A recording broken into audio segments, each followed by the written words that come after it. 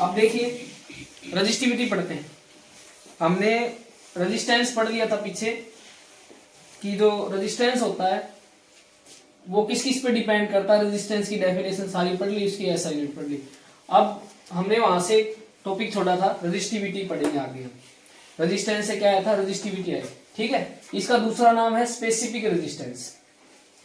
कई बार पेपर में ये पूछ लिया जाता है तो कई बच्चे कंफ्यूज हो जाते हैं। जैसे मान लो स्पेसिफिक रेजिस्टेंस की एसआई यूनिट पूछ ली, ये प्लस 2 क्लास में पूछी गई है, कई बार 10वीं क्लास में पूछी गई है। तो रेजिस्टेंस देखते ही बच्चे सोचते हैं इसकी एसआई यूनिट ओम आएगी, जबकि वो आंसर क्या होता है उनका गलत आएगा। स्पेसिफिक रेजिस्टेंस क्या होता है, उसका जो दूसरा नाम होता है वो रेजिस्टिविटी होता है, ठीक है। इसको स्पेसिफिक रेजिस्टेंस भी बोल देते हैं। अब देखते हैं कि रेजिस्टिविटी के बारे में पढ़ते हैं डिटेल से क्या होता है। लास्ट जो अभी हमने पढ़ा था पीछे, उसमें मैंने आपको एक डायग्राम दिखाया था, वहां से एक बार फिर से रिमाइंड कर लीजिए। जो देखिए रेजिस्टेंस है वो ये मटेरियल हो गया, मटेरियल, ये एरिया हो गया उस ऑब्जेक्ट का, इस कनेक्टर का, और ये उसकी लेंथ होगी, ठीक है। ए, एल और रो तीनों पे डिपेंड करता है, उसके फार्मूले में तीनों आते हैं, रो एल बाई ए, ये हमने पढ़ा था, ठीक है। और वो किसके इक्विवेलेंट होता है, रेजिस्टेंस के equivalent. Resistivity only depend nature of the material, ठीक है। तो इसको बड़ा थोड़ा ध्यान से देखिएगा, ये डायग्राम एक बार डायग्राम से पूरा समझ में आ जाएगा आपको रेजिस्टिविटी किस पे डिपेंड करती है। अब देखिए रेजिस्टिविटी के बारे में, अगर मान लीजिए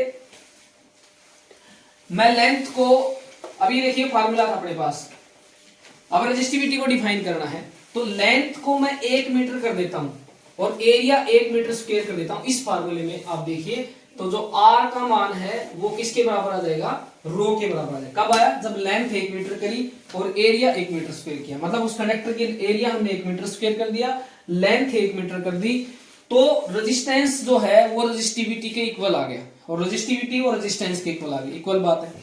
तो अब हमें इसकी डेफिनेशन निकालनी, बिल्कुल आसान है डेफिनेशन। अब देखिए डेफिनेशन बन गई, रेजिस्टिविटी क्या होती है, इक्वल टू रेजिस्टेंस, किसके इक्वल होती है, रेजिस्टेंस ही होता है of wire of that material of unit length, उस मटेरियल की लेंथ कितनी हो, यूनिट का मतलब 1 मीटर लेंथ हो और एरिया कितना हो 1 मीटर स्क्वायर, तो उसका जो रेजिस्टिविटी, ये रेजिस्टिविटी की डेफिनेशन आ जाए। मतलब रेजिस्टिविटी रेजिस्टेंस के इक्वल होती है, उस मटेरियल का रेजिस्टेंस होता है जिसकी लेंथ 1 मीटर हो, एरिया 1 मीटर स्क्वायर हो, ठीक है। यहां से हमने इसकी डेफिनेशन निकाली, ये है रेजिस्टिविटी की डेफिनेशन या स्पेसिफिक रेजिस्टेंस की डेफिनेशन, बिल्कुल आसान है। उस फार्मूले से आप आराम से निकाल सकते हैं, लेंथ को 1 कर दीजिए, एरिया को 1 मीटर स्क्वायर कर दीजिए, तो resistance is equal to resistivity. अब हम बात करते हैं इसकी एसआई यूनिट की, मोस्ट इंपोर्टेंट क्वेश्चन है।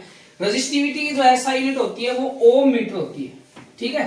क्या होती है, ओम मीटर होती है।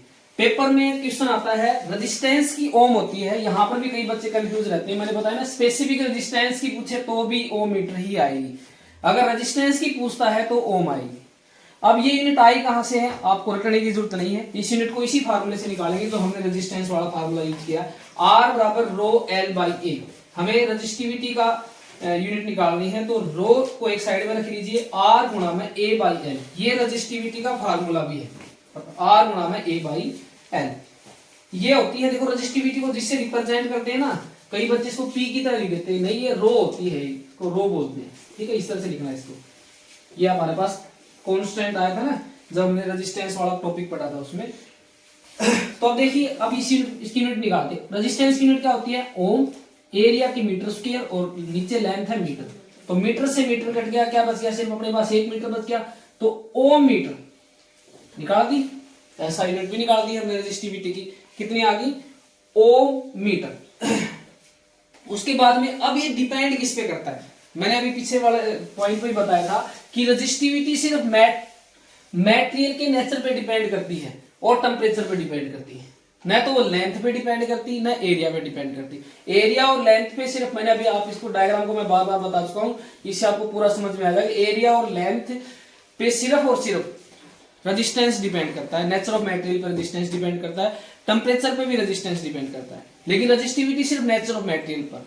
प्लस 2 क्लास में एक बार क्वेश्चन आया हुआ था बोर्ड में कि रेजिस्टिविटी किन फैक्टर्स पे डिपेंड करती है, तो बहुत सारे बच्चे इस क्वेश्चन का आंसर गलत करके आ गए, जो जिन्होंने सही अच्छी तरह से कंसेप्ट के साथ देखा होगा वो तो ठीक करके आएंगे, लेकिन आधे बच्चे जैसे दिखता है ये लेंथ वाला लिखना स्टार्ट कर देते हैं, जबकि ये रेजिस्टेंस पे डिपेंड होता है, लेंथ और एरिया। ठीक है, अब उसके बाद में एक और क्या मतलब एक्चुअल में देखा जाए तो सर्किट में रेजिस्टिविटी मेजर क्या करता है, ये तो चलो डेफिनेशन में मैथ के हिसाब से निकाल दी, तो इसको एक तरीके से और देख सकते हो कि ये रेजिस्टिविटी क्या होता है, कि ये क्या मेजर करता है कि जो फ्लो ऑफ करंट को कितना स्ट्रांगली अपोज हुआ है, मतलब जो फ्लो ऑफ करंट है देखो रेजिस्टेंस क्या होता है, जो करंट को अपोज करता है, तो ये रेजिस्टिविटी ये मेजर करती है कितना स्ट्रांगली अपोज हुआ है, ज्यादा हुआ है कम हुआ है, ये कौन मेजर करता है, रेजिस्टिविटी इस बात को मेजर करती है।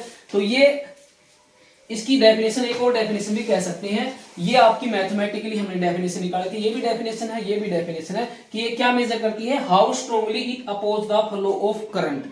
ठीक है, तो इसके ऊपर जो क्वेश्चन बनता है मैंने आप फिर बता देता हूं, एक बार आप भी रिवाइज कर लीजिए। स्पेसिफिक रेजिस्टेंस की एसआई यूनिट होती है ओम मीटर, रेजिस्टिविटी की एसआई यूनिट होती है ओम मीटर।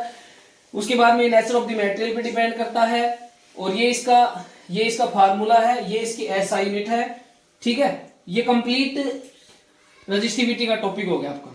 ठीक है, अभी देखिए जो भी चीजें हैं ये रखने की नहीं है, बिल्कुल समझने की है, जैसे आपको समझाया गया, और भी आप अच्छी तरीके से इसको लिख सकते हैं कॉपी में, और डेफिनेशन भी आप अपने हिसाब से देखो, नए रेजिस्टिविटी की डेफिनेशन आपको रटने की जरूरत नहीं है, आपने इस फार्मूले से निकाली है, और ये इसका मेन पॉइंट है। आपने जो यूनिट है रेजिस्टिविटी की वो भी फार्मूले से निकाली है, देखिए यहां से इस फार्मूले से निकल गई, तो ऐसा, और उसके बाद में यहां से इसका पूरा कंसेप्ट है कि रिलेशन क्या होता है रेजिस्टिविटी और रेजिस्टेंस में, दोनों में आप देख सकते हैं इस डायग्राम से कंप्लीटली आपको समझ में आ रहा होगा, और आप इसमें भूल भी नहीं सकते कभी पेपर में कि ये जो है रेजिस्टेंस के इक्वल है, ये लेंथ हो गई, ये एरिया हो गया, और ये रेजिस्टिविटी को मैं आपको बता चुका हूँ। ठीक है, तो इसको एक बार आप अच्छी तरह से इसका स्क्रीनशॉट लेना चाहे तो ले सकते हैं, अगर अपने